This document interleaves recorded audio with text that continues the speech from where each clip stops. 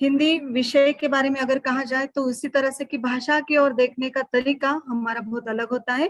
हिंदी है ऐसे हो जाएगा, कर लेंगे वगैरह वगैरह, आपके मन की भावनाएं, इन भावनाओं को इस तरह से बिल्कुल आसान तरीके से मत लेकर जाइए। हिंदी भाषा जो है बहुत सरल आसान तो है बोलने के लिए, लेकिन लिखने के लिए बहुत कठिन है छात्रों। इसलिए उसका शुद्ध रूप होना जरूरी है, उसे सही मायने में आपको लिखना जरूरी है। और इसलिए मैं कहती हूँ कि सबसे पहले आप ये जो कृति पत्रिका है, ये शुरू करने से पहले एक छोटा सा निवेदन करना चाहती हूँ, सूचना देना चाहती हूँ कि सभी छात्र, आज तक आपने शुरू नहीं किया होगा तो आज से प्रतिदिन आपको कम से कम 15 तो 20 पंक्तियों का शुद्ध लेखन करना, यानी करना ही है, ये बात ध्यान में रखना है। जब तक आप लेखन शुद्ध रूप से नहीं कर पाते तब तक आपको हिंदी में अंक नहीं मिल सकते हैं। ये बात समझ में आ ही गई होगी। चलिए अपना टेक्स्ट बुक लीजिए, नोटबुक लीजिए, आवश्यक बातों का लेखन आपको करना है और पेपर पैटर्न में आपको बताती हूँ।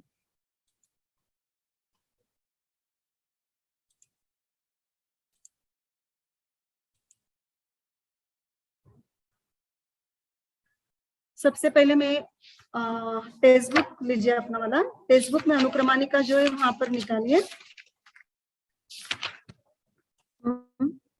और सबसे पहले अभी जो पाठ्यक्रम कम किए गए उनके नाम में बताने जा रही हूँ छात्रों। पहली इकाई में से लक्ष्मी, गोवा, जैसे मैंने देखा, खुला आकाश ये पूरक पठन है, और कृषक गान ये पूरक पठन है, कविता है कृषक गान। ओके। दूसरी इकाई से श्रम साधना और अपनी गंध नहीं बेचूंगा, ये इस वर्ष के लिए आपको पाठ्य पुस्तक में से परीक्षा के लिए नहीं ली गई, ये बात को ध्यान में रखना है। और आगे चलते हैं कि जो पाठ आपको दिए गए हैं उन पर आधारित कृति पत्रिका किस तरह से होगी, इसका विषय विवेचन मैं करती हूँ। बोर्ड की कृति पत्रिका जो है उसका प्रारूप मैं आपको बता रही हूँ। ये 80 अंक की परीक्षा है आपके लिए छात्रों। इसे लिखते समय पढ़ना बहुत जरूरी है। जो आपको गद्यांश दिए जाते हैं उन्हें अच्छी तरह से पढ़ना है। गद्य विभाग 20 अंक के लिए पूछा जाएगा आपको, और इस 20 अंक में आपको भी उसका विश्लेषण किस तरह से किया गया है ये आपको मैं भी बताती हूँ। यहाँ पर प्रश्न पहला जो है दिया गया है, पाठ्य पुस्तक के गद्य विभाग से यहाँ पर आपको एक गद्यांश दिया जाता है और उस गद्यांश के आधार पर आपको कृतियां पूछी जाती है। पहली कृति होती है आकलन कृति। यहाँ पर गद्य के आशय के आधार पर कृतियां पूछी जाती है। 2 कृतियां पूछी जाती है या फिर एक ही कृति में 4 घटक दिए जाते हैं। ये 2 अंक के लिए पूछी जाती है छात्रों। तो इस तरह से दूसरी कृति जो है यहाँ पर प्रश्न कृति 1 की आकलन कृति पूछी जाती है। ये भी उसी तरह से आपको करना है। आकलन कृति में वही जो गद्यांश है उस गद्यांश से आपको लिए जाते हैं प्रश्न, कोई घटक दिया जाता है, संजाल दिया जाता है या कृति दी जाती है, ये बात आपको ध्यान में रखना है और उसी के आधार पर आपको ये कृतियां पूर्ण करनी है छात्रों। यहाँ पर जो कृति जो है कृति 1 और कृति 2 आकलन कृति गद्यांश के आशय के आकलन पर आधारित होगी। इन दोनों कृतियों में एक एक कृतियां अथवा आधे आधे अंक के 4 घटक दिए जाते हैं छात्रों। अभी कृति जो 3 है शब्द संपदा, ये व्याकरण पर आधारित कृति होती है छात्रों, और इस पर यहाँ पर 2 कृतियां दी जाती है। कृति 1 और कृति 2 और 3 कृतियां अधिकार वस्तुनिष्ठ रूप से दी जाती है, ध्यान में रखना है। शब्द संपदा में ये व्याकरण पर आधारित होती है। कई बार यहाँ पर समानार्थी शब्द, विलोमार्थी शब्द इस प्रकार के पूछे जाते हैं, शब्द युग्म पूछे जाते हैं, लिंग परिवर्तन, अनेक शब्दों के एक अर्थ, इस तरह से शब्द संपदा में ये घटक पूछे जाते हैं। चौथी कृति यहाँ पर अभिव्यक्ति। अभिव्यक्ति यानी क्या है? स्वमत अभिव्यक्ति, जो अपने विचारों को अभिव्यक्त आपको करना है। ध्यान देना है, स्वमत अभिव्यक्ति के लिए जो प्रश्न दिया गया है उसे ठीक तरह से पढ़ना है, समझना है और अपने विचारों को सही रूप में उसे व्यक्त करना है छात्रों। तो यहाँ पर जो प्रश्न दिया जाता है कि स्वमत अभिव्यक्ति, इसमें आपको लेखन करते समय विषय को बहाकर नहीं लेकर जाना है, शब्दों में संगठित करके सही रूप में कम से कम शब्दों में अपने विचारों को अभिव्यक्त करना है। लेखन शुद्ध रूप से ही करना है छात्रों, ये बात ध्यान में रखना है। यहाँ पर जो दी गई कृतियां हैं, ध्यान देना है कि 2 आकलन कृति के लिए अंक जाने नहीं चाहिए, दूसरी कृति आकलन कृति उसके लिए भी 2 अंक आपके जाने नहीं चाहिए। शब्द संपदा है 2 अंक के लिए, यानी 6 अंक जो है बिल्कुल आउट ऑफ आपको मिलने ही चाहिए। और रह गए स्वमत अभिव्यक्ति, वहां पर कोई अशुद्ध लेखन होता है तब आपके अंकों की कटौती की जाती है, तभी लिखने का प्रयास अच्छा सा करना ही है आपको। आई बात समझ में आपको? ये यहाँ पर अभी जो मैंने प्रश्न पहला अ आपको स्पष्ट कर दिया है, उसी तरह से जो प्रश्न पहला आ है वो भी उसी तरह का है।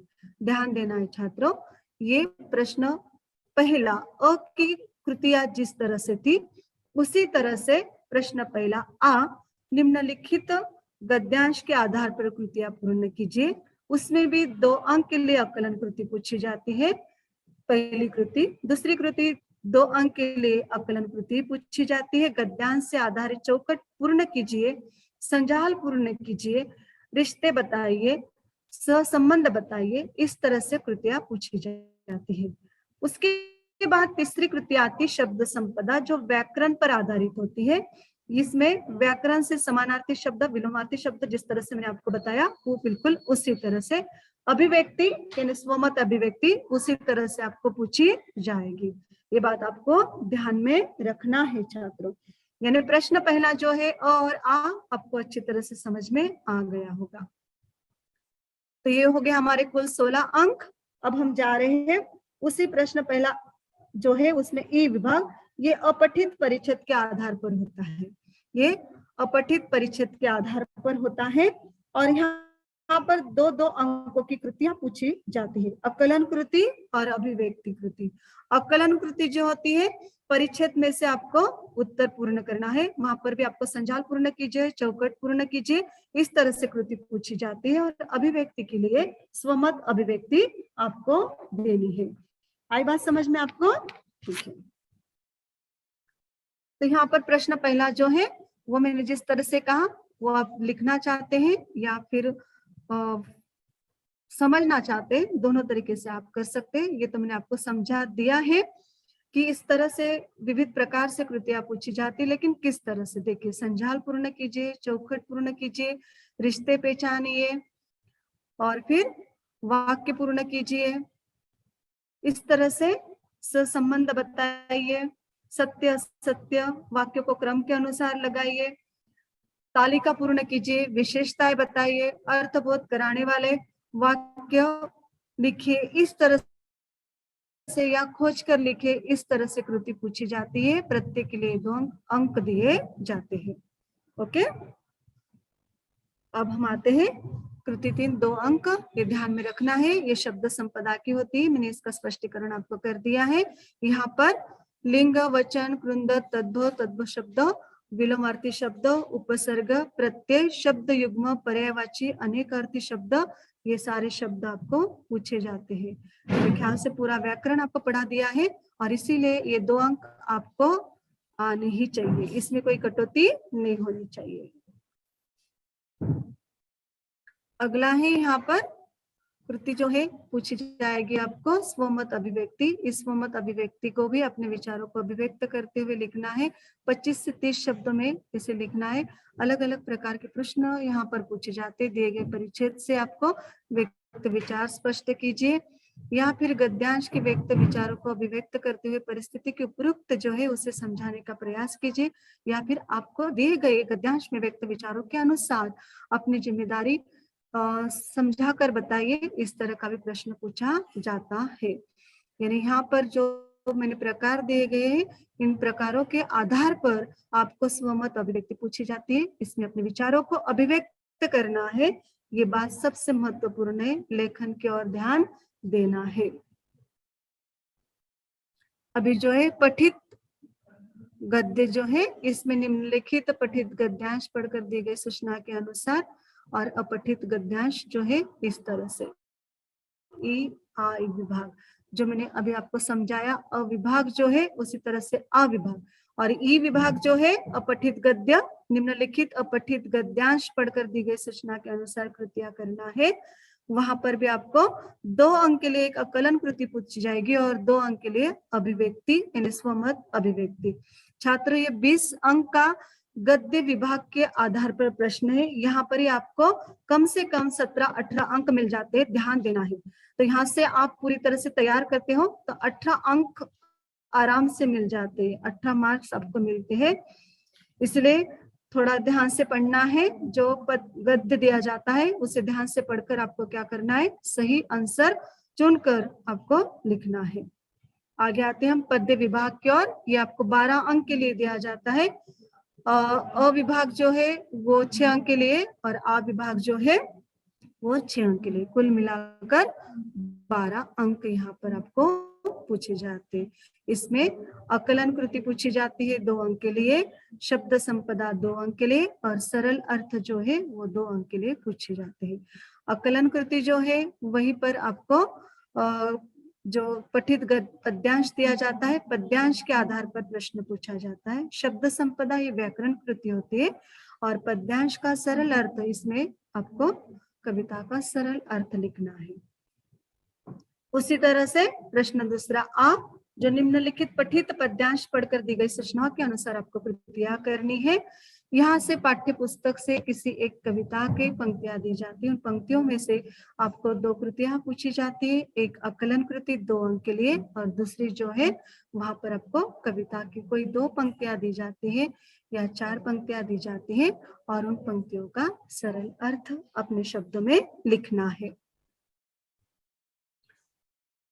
अभी है विभाग तीसरा पूरक पठन। ये 8 अंक के लिए आपको पूछा जाता है। छात्रों, पूरक पठन में एक गद्य और एक पद्य इस तरह से आपको दिया जाता है। तो पहला जो है विभाग, जो निम्नलिखित गद्यांश पढ़कर दी गई सूचनाओं के अनुसार कृतियां पूर्ण करनी है। ये 4 अंक के लिए दिया जाता है। इस प्रश्न में पाठ्य पुस्तक से पूरक पठन के गद्य पाठों में से किसी एक पाठ से 80 या 100 शब्द के लिए गद्य पाठ का एक गद्यांश दिया जाता है और इस गद्यांश पे आधारित 2-2 अंकों की 2 कृतियां आपको पूछी जाती है, यानी कुल मिलाकर ये 4 अंक हो जाते हैं। ध्यान देना है कि गद्यांश में से ही आपको सही उत्तर चुनकर लिखना है। छात्रों, आगे जो है यहाँ पर दूसरी कृति वहां पर दी जाती है। तो स्वमत सरल अर्थ आपको यहाँ पर देना, स्वमत अभिव्यक्ति आपको देनी है। स्वमत अभिव्यक्ति देते समय कोई एक विषय आपको दिया जाता है, वहां पर अपने विचारों को अभिव्यक्त करते हुए 25 से 30 शब्दों में अपने विचारों को अभिव्यक्त करना है। प्रश्न को सही रूप में समझना है। जो विषय आपको दिया गया है इस विषय पर सोच विचार करके अपने विचारों को अभिव्यक्त आपको करना है। छात्रों, जिस तरह से जूलिया का प्रश्न मैंने आपको दिया था, ये पूरक पठन है तो भी मैं कहती हूँ, वहां पर जो आपको बताई गई थी कि जूलिया की इस दशा के लिए कौन जिम्मेदार है, आप इस विचार से सहमत है क्या? बहुत सारे छात्रों ने कहा कि इस विचार से हम सहमत है। इस पर का उत्तर जो है वो लिया आने जाता है, उसके लिए 0 अंक मिलते हैं। विचारों को अभिव्यक्त करना है, भले वो पॉजिटिव नेगेटिव किस तरह से हो उस तरह से आपको करना ही है। आगे प्रश्न है प्रश्न तीसरा आ, निम्नलिखित पठित पद्यांश पढ़कर दी गई सूचनाओं के अनुसार कृतियां करनी है 4 अंक के लिए। इसमें ध्यान देना है कि इस प्रश्न में पाठ्य पुस्तक से पूरक जो है ये पद्यांश आपको दिया जाता है। पद्यांश में से आपको 4 अंक दिए जाते हैं। 2 कृतियां हैं पद्यांश में। पहली कृति आकलन कृति के आधार पर होती है छात्रों, वहां से ही आपको उत्तर ढूंढ कर लिखना है और दूसरी जो है पद्यांश से संबंधित यहाँ पर किसी एक विषय पर आपको अपने विचारों को अभिव्यक्त करना है। ये बात आपको ध्यान में रखना है। तो कुल मिलाकर जो यहाँ पर आपको 8 अंक दिए जाते हैं, ये भी आप अच्छी तरह से अगर सोच विचार करके इन प्रश्नों को पढ़ते हैं और सही मात्रा में अगर आप उत्तर लिखते हो तो आप क्या कर सकते हो, इसमें भी 8 अंक हासिल कर सकते हो। तो 28 अंक यहाँ पर आपके हो गए हैं। और पद्य के कुल मिलाकर इस तरह से, तो यहाँ पर जो मैंने आपको प्रश्न का विश्लेषण कर दिया है, कम से कम 30-35 अंक तो यहाँ पर हम पूरक पठक तक आ गए हैं और यहाँ से हम क्या हो जाते हैं कि अपनी सुरक्षा कवच में आ जाते हैं, जो हम पास होने के लिए करते हैं। तो यहाँ पर देखिए कि जो पाठ्य पुस्तक है उसे अच्छी तरह से पढ़ना है, पाठ्य पुस्तक के आधार पर ही आपको सारी बातें करनी है, इसलिए आसान तरीके से आप यहाँ तक अपने दिमाग से, अपने बुद्धि से ये अंक को हासिल कर सकते हैं। ये बार बार मैं आपको दोहरा रही हूँ छात्रों, आपको पढ़ना नहीं है, जो दिया गया वहां पर गद्यांश है, पद्यांश है, वही सोच समझकर ठीक से समझना है और उसी आधार पर आपको करना है। अगला दिया गया है यहाँ पर शब्द भेद, व्याकरण विभाग की ओर जाते हैं हम अभी। भाषा अध्ययन ये 14 अंक के लिए दिया जाता है। उसमें शब्द भेद है, दिए गए वाक्य के अधोरेखित शब्दों का शब्द भेद पहचानना है। संज्ञा, सर्वनाम, विशेषण, इसमें से कोई एक शब्द आपको दिया जाता है वो पहचानना है, उसके लिए 1 अंक। ये भी आपको आसानी से मिल सकता है छात्रों। वहां पर अव्यय दिया गया है, अव्यय का जो है शब्द का वाक्य में प्रयोग करना है, अर्थपूर्ण, बिल्कुल आसान है, इसके लिए भी आपको 1 अंक। देखना छात्रों, ये 1-1 अंक आपके लिए बहुत इंपॉर्टेंट है, महत्वपूर्ण है, इसी पर आप ज्यादा से ज्यादा अंक हासिल कर सकते हो। संधि का प्रश्न दिया गया है 1 अंक के लिए, जो मैंने अभी फिलहाल आपको पढ़ाई बहुत आसान तरीके से। जो संधि पहचानना है, विच्छेद करना है और संधि शब्द बनाना भी है, ये 2 में से कोई एक आपको दिया जाता है। ये भी आप 1 अंक अपने जेब में रखिए, सुरक्षित रखिए। उसके बाद सहायक क्रिया दी गई 1 अंक के लिए, यहाँ पर भी आपको वाक्य दिए जाते हैं, उसमें से सहायक क्रिया पहचान कर उसका मूल रूप आपको लिखना है। और यहाँ पर जिस तरह से देना दिया, इस तरह से सहायक क्रिया होती है। प्रेरणार्थक क्रिया ये भी 1 अंक के लिए बिल्कुल आसान होती है, जिस तरह से रोना, रुलाना, रुलवाना, इसलिए ये भी आपको आसानी से यहाँ पर 1 अंक मिल सकते हैं। व्याकरण के जो अंक है 14 अंक, इसमें से कोई भी 1 अंक आपका कम नहीं होना चाहिए। आगे दिया गया है यहाँ पर मुहावरे 1 अंक के लिए। दिए गए 2 मुहावरे में से किसी एक का अर्थ लिखकर वाक्य में प्रयोग करना है, अथवा अधोरेखांकित वाक्यांश के लिए कोष्टक में दिए गए मुहावरों में से उचित मुहावरा चुनकर वाक्य फिर से आपको लिखना है छात्र। ये दोनों आसान तरीके से है।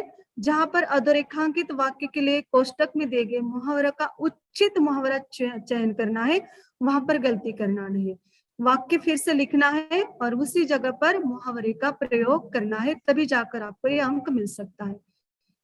कारक के लिए 1 अंक है। दिए गए 2 वाक्यों में से किसी एक वाक्य से वृद्धित कारक पहचानना है। ने, को, से, ये क्या है, हमारे कारक है, अपादान कारक, संप्रदाय कारक, इस प्रकार के कारक। ये भी आसान है, इसमें भी आप 1 अंक आसानी से ले सकते हैं।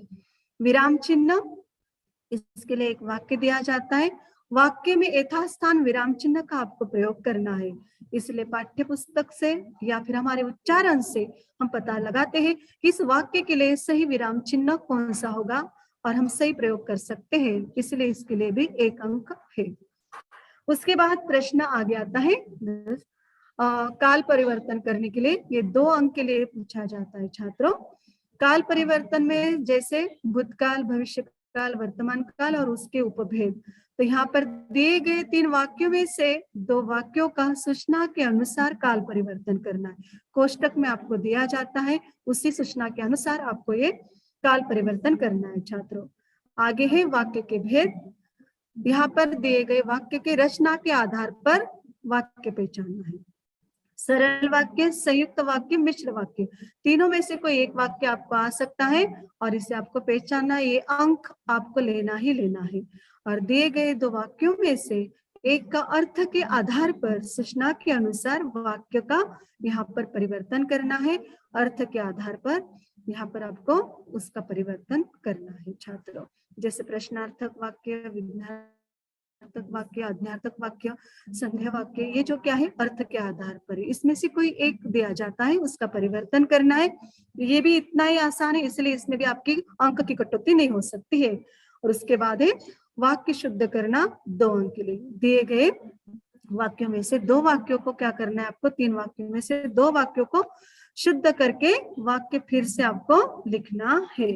तो मान लीजिए कि यहाँ पर 14 अंक जो है, इसमें किसी प्रकार की कटौती नहीं हो सकती, अपनी जेब में सुरक्षित रखिए, दिमाग में रखिए और परीक्षा में इसमें पूर्ण से पूर्ण छुड़वाने का काम कीजिए। और प्रश्न 5वां रचना विभाग की ओर आते हैं, जिसके लिए आप बहुत कम समय देते हो, क्योंकि ये लास्ट में रहता है पेपर। अरे बहुत कम समय रह गया मेरे पास, तो फिर कुछ तो भी लिखना है और लिखकर या फिर छोड़ देते हो। ऐसा करना नहीं है। पेपर लिखते समय जो अंक दिए जाते हैं उस अंक के हिसाब से आपको मिनटों का नियोजन करना है। कि मान लीजिए कि 8 अंक का है वहां पर, तो वहां पर 8 के लिए 10 मिनट में ही आपको वहां पर कृति छुड़वाना है। ये तो कम से कम इस तरह से हम नियोजन करते जाते हैं। तो रचना विभाग यानी उपयोजित लेखन के लिए 26 अंक के लिए हम सही समय की पूर्तता कर सकते हैं छात्रों। यहाँ पर प्रश्न 5वां अविभाग पत्र लेखन, निम्नलिखित जानकारी के आधार पर पत्र लेखन करना है। यहाँ पर पत्र लेखन औपचारिक अनौपचारिक दोनों तरीके से दिए जाते हैं। दो में से कोई एक विषय आपको जो आसान लगता है उसके आधार पर आपको पत्र लेखन लिखना है। पत्र लेखन लिखना एक सुंदर कला है छात्रों। ऑनलाइन मोबाइल इस वजह से हमारा लेखन कौशल्य कम हो गया है, इसलिए पत्र की रचना जितनी सुंदर शब्दों में अभिव्यक्त की जाती है उतनी सुंदरता से अंक आपको दिए जाते हैं। इसलिए जो पत्र दिए जाएंगे उन पत्र की ओर ध्यान देना है। अनौपचारिक पत्र यानी वहां पर आपको क्या करना है, बधाई देने का पत्र दिया जाता है, तो वहां पर उसी तरह से अपने मित्र सहेली को शब्दों की श्रृंखला में सुंदर रूप से अलंकृत करते हुए वर्णन करना आवश्यक है। और औपचारिक पत्र में जहां पर व्यवस्थापक के लिए, पुस्तकालय के लिए, औषधालय के लिए या फिर जो होते कि नगर पालिका के लिए, ये सारे पत्र का परिचय वहां पर आपको मिलता है। वहां पर भी माननीय महोदय के नाम से पत्र का लेखन शुद्ध स्वच्छ रूप में और विषय को सही ढंग से प्रस्तुत करने की कला आप में जरूर आनी चाहिए। 5 में से आप कम से कम वहां पर 4 अंक जरूर हासिल कर सकते हैं। गद्याकलन प्रश्न निर्मित, ये सबसे आसान, इसमें कोई भी एक अंक नहीं जाना चाहिए। निम्नलिखित परिच्छेद पढ़कर ऐसे 4 प्रश्न तैयार कीजिए जिनके उत्तर गद्यांश में एक एक वाक्य में दिए जाते हैं। बिल्कुल आसान तरीके से इसका भी मैंने सही रूप से आपको स्पष्टीकरण दिया है कक्षा में, और मेरे ख्याल से इसका वीडियो बनाकर भी मैंने आपको दिया हुआ है, इसलिए यहाँ पर मैं ज्यादा स्पष्टीकरण नहीं करती हूँ। उसे जरूर आसानी से प्रश्न तैयार आप कर सकते हो छात्रों। फिर वहां पर आता है वृत्तांत लेखन। वहां से आपको क्या करना है, एक विद्यार्थियों को वृत्तांत लेखन के अंतर्गत किसी घटना या फिर आयोजन का वर्णन करने के लिए दिया जाता है या कहा जाता है छात्रों। विद्यार्थियों को कम से कम 70-80 शब्दों में रोचक वर्णन बनाना है। वृत्तांत सीमित शब्दों में होना चाहिए, इसमें स्थल काल होना अनिवार्य है छात्रों। इसलिए वृत्तांत लेखन में विषय दिए जाते हैं। वृक्षारोपण आपकी पाठशाला में किस तरह से मनाया गया था इसका वृत्तांत, या फिर हिंदी दिवस, शिक्षक दिवस, जो हम दिवस मनाते हैं उनका वृत्तांत लेखन, रिपोर्ट राइटिंग जिसे कहा जाता है, उस स्वरूप में सुंदर शब्द में लिखना है। आई बात, ये भी आपको क्या करना है, भूतकाल में लिखना है। अथवा कहानी लेखन दी जाती है मुद्दों के आधार पर, वहां पर मुद्दे दिए जाते हैं, मुद्दों के आधार पर कहानी दी जाती है, या फिर सुवचन के आधार पर कहानी पूछी जाती है। तो यहाँ पर कहानी लेखन करते समय छात्रों ध्यान रखना है कि वृत्तांत लेखन या कहानी लेखन दोनों में से कोई एक ही लिखना है। आपको दोनों में से कोई एक ही लिखना है, जो आसान लगता है उसे आपको लिखना है। कहानी लेखन मुद्दे दिए जाते हैं, मुद्दों के आधार पर कहानी लिखना है। कहानी को शीर्षक देना है, शीर्षक के लिए 1 मार्क है। कहानी का स्वरूप जो है अगर सही मायने में हो उसे कम से कम 3 अंक दिए जाते हैं, और शीर्षक जो है उसके लिए 1 अंक, कुल मिलाकर 5 अंक कहानी को दिए जाते हैं। वृत्तांत लेखन को भी उसी तरह से दिए जाते हैं। ध्यान रखना है, ये बहुत इंपॉर्टेंट है आपके लिए, जो आसानी से आप अंक ले सकते हैं। आगे विज्ञापन लेखन, जो आपका बिल्कुल पसंदीदा विषय है।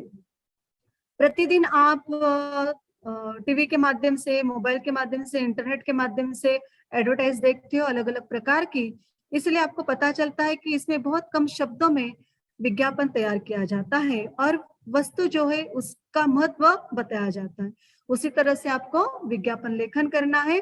प्रश्न 5वां यहाँ पर दिया जाता है कि विज्ञापन लेखन की कृति होती है, वहां पर पूरा जो आपको मुद्दे दिए जाते हैं कि इस आधार पर दंत मंजन हो या फिर साबुन हो या फिर साइकिल की हो या फिर लिपिक पद के लिए या फिर बस ड्राइवर के लिए, अनेक विविध प्रकार के विज्ञापन जो सही शब्दों में आपको प्रस्तुत करना है। बहुत सारे डिजाइन वगैरह करने नहीं है। शब्द लेखन सही मात्रा में होनी चाहिए। पेंसिल का उपयोग करना नहीं है। पेन से ही आप सारी बातों का लेखन करने वाले हो छात्र। आई बात समझ में आपको? आगे हम चलते हैं। निबंध लेखन, ध्यान रखना है कि इस निबंध में आपको वर्णनात्मक, विचारात्मक और विवरणात्मक, कल्पना प्रधान और आत्मकथा, इस तरह से विषय दिए जाते हैं।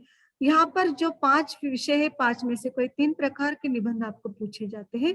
निबंध लेखन करते समय विषय को सुंदर समझने का प्रयास और अपने को जो अभिव्यक्ति करने की कल्पना होती है उसे काव्य पंक्तियां, दोहे के द्वारा या फिर शायरी के द्वारा हम निबंध की शुरुआत और अंत सुंदरता से कर सकते हैं। और इसलिए निबंध लेखन करते समय विषय की ओर ध्यान देना है। मान लीजिए कि आपको किसी एक विषय पर पेड़ की आत्मकथा लिखिए, आपको दी जाती है। आप पेड़ की आत्मकथा किस तरह से लिखते हो? मेरे रास्ते से जा रहा था, मुझे अचानक से आवाज सुनाई दी और सुनते ही मैंने देखा कि वहां पर क्या हो रहा है कि पेड़ मुझसे बात कर रहा है और मैं रुक गया। इस तरह से आत्मकथा नहीं लिखनी छात्रों। आत्मकथा लिखते समय हमें खुद उस व्यक्ति का व्यक्ति चित्रण हमें होना है। मान लीजिए कि मैं फूल हूँ, तो मैं फूल बनकर अपनी आत्मकथा व्यतीत कर रही हूँ। फूल जिसे भगवान के चरणों में भी अर्पित किया जाता है, बालों में लगाया जाता है और शोभा भी बढ़ाई जाती है। ऐसे फूल आज मैं किस तरह से आपके सामने अपने विचारों को अभिव्यक्त करती, इस तरह से आपको करना है। तो इसी तरह से विषय को समझने की कोशिश करना है। अच्छी तरह से पेपर लिखना है। पेंसिल का ज्यादातर प्रयोग करना नहीं है। सिर्फ पेपर में जो आपको लाइन रेखांकित करना है उसके लिए ही करना है छात्रों। उसके आगे आपको कुछ भी करना नहीं है। बात समझ में आ रही है? ओके, चलिए धन्यवाद। Best of luck. परीक्षा की अच्छी से तैयारी आप कीजिए।